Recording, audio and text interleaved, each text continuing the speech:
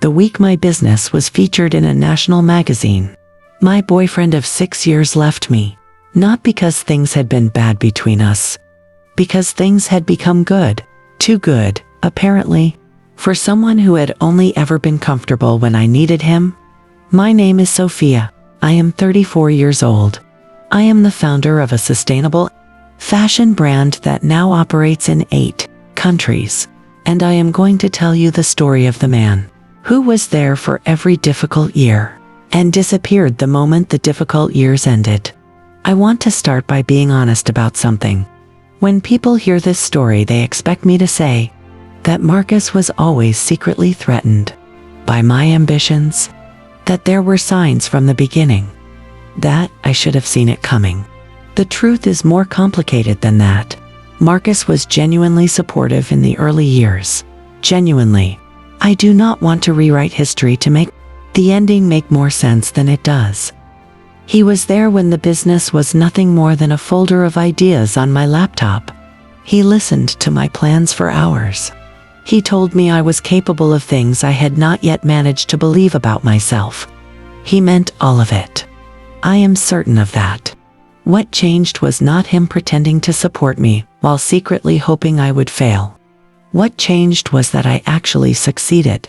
And success, it turned out, required a version of me that Marcus had not signed up for and could not find a way to be comfortable with. Let me take you back to the beginning. I met Marcus when I was 26 years old and he was 28. I had just left a corporate job in fashion retail that had paid well and made me miserable. And I was in the early stages of trying to figure out what I actually wanted to build with my life. He was a secondary school teacher, steady, warm, someone who came home at the same time every evening and had strong opinions about films and cooked on Sundays and was, in every visible way, exactly the kind of stable presence that someone in the middle of a professional identity crisis finds enormously reassuring. We moved in together after 18 months. By year 2, I had registered the business. By year 3, I was working from our spare bedroom, 12 hours a day while he brought me cups of tea and told me I was doing something remarkable. Those years were hard in a specific way that only people who have tried to build something from nothing will fully understand. The uncertainty of not knowing whether any of it was going to work. The financial pressure of investing savings into something that had not yet proven it could sustain itself. The emotional exhaustion of caring so deeply about something that had not yet given you anything back. Marcus was steady through all of it. That is the truth. He did not complain about the hours I worked or the mental space the business occupied.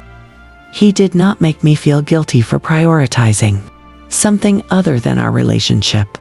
During those years, he simply showed up, consistently and without drama, in the way that people show up when they genuinely want you to be okay. I loved him for that. I still do. In the complicated way that you can love someone for who they were at one point, even when you understand clearly why things could not continue. Year 4, the business started gaining traction. A stockist in London, then 2 more. A small but growing online presence. The kind of early momentum that does not yet feel like success, but does feel, for the first time, like the possibility of success. Year 5, we expanded. I hired my first employee. Then 3 more. I moved out of the spare bedroom and into a small studio space. I started attending industry events and being introduced as someone whose name people had heard. This is where things started to shift between Marcus and me. Not dramatically, not in a way I could have pointed to at the time and said, "This is the moment it started changing," but in a collection of small moments that I only assembled into a pattern much later. He started making comments. Small ones, gentle ones, framed always as concern rather than criticism. About the hours I was working, about whether I was taking care of myself, about whether the business was becoming too consuming, about whether we were spending enough time together. I heard these comments as the natural concern of a partner who missed me, and I responded to them as such. I made efforts. I carved out evenings. I tried to be more present when I was home. What I did not understand at the time was that what Marcus was actually responding to was not the hours I was working. It was the person I was becoming as a result of the work. The confidence that had grown out of years of building something difficult. The clarity of having a strong sense of direction and purpose. The way I had started taking up space in rooms and in conversations in a way that I had not when I was the person sitting in the spare bedroom, not yet sure if any of it was going to work. He had loved that person. The uncertain one. The one who needed reassurance. The one who came to him at the end of exhausting days and found him steady. And that steadiness was the most important thing in her life. I was no longer that person. Year 6, the magazine feature happened. It was a significant one, a national publication, with a large readership. A full-page piece about the brand and the story behind it. I found out it was running on a Tuesday morning and I called Marcus immediately. He said the right things. He said he was proud of me. He said we should celebrate. We went out to dinner that Friday. It was a good evening on the surface, but something was off in a way I could feel without being able to identify. He was slightly elsewhere, present but not fully present. I told myself he was tired. On Sunday morning he told me he needed to talk. He said he had been doing a lot of thinking. He said he felt like he had lost me somewhere in the last year. He said the woman he had fallen in love with and the woman sitting across from him felt like different people. He said he was not sure he knew how to be with who I had become. I asked him what that meant. He said he thought we wanted different things now. That he had always imagined a quieter life than the one my trajectory seemed to be heading toward. That he cared about me but was not sure he was the right person for the version of my life that was coming. I sat with that for a long moment. And then I asked him something I had not planned to ask. I said, would you be having this conversation with me if the magazine piece had never run? He could not answer that. That silence was its own kind of answer. He moved out 3 weeks later. The split was, in practical terms, relatively straightforward. We had no joint property, no children, no financial entanglement that required untangling. The practical part was simple.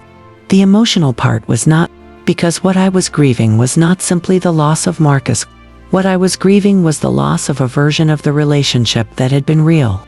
The years when he had genuinely been what I needed and I had genuinely been what he needed, and we fit together in a way that worked. That had been real. The support had been real. The love had been real. It had simply been conditional on a version of me that I had outgrown. And the cruelest part of that, the part that took me longest to make peace with, was that outgrowing it had required doing exactly what he had always told me I was capable of. He had believed in the potential. He had not accounted for what the potential actually looked like when it arrived. The months after were difficult in a specific way, not because I fell apart, I did not, which surprised me, but because success and loss arrived at the same moment, and navigating both simultaneously was something I had not been prepared for. Every piece of good news about the business came with the awareness that the person I would most naturally have called to share it with was no longer there. I built through it. That is the honest answer. I did not process it perfectly or gracefully or in a straight line. But I kept building because the work was real and it mattered, and I had not come this far to stop because a relationship had not been able to accommodate my growth. My brand is in 8 countries now. I have a team of 22 people. I was invited to speak at an industry conference last year, and I stood on a stage and talked about sustainable fashion, and the audience listened, and I thought, this is the version of my life that Marcus said he was not sure he could be part of. I understand his honesty. I do. It would have been far worse to stay and slowly resent what I was becoming. There is something almost respectful, in hindsight, about leaving cleanly rather than staying and making both of us miserable. But I also know this. The version of me he fell in love with and the version of me standing on that stage are the same person. One of them was earlier in the journey. One of them had arrived somewhere.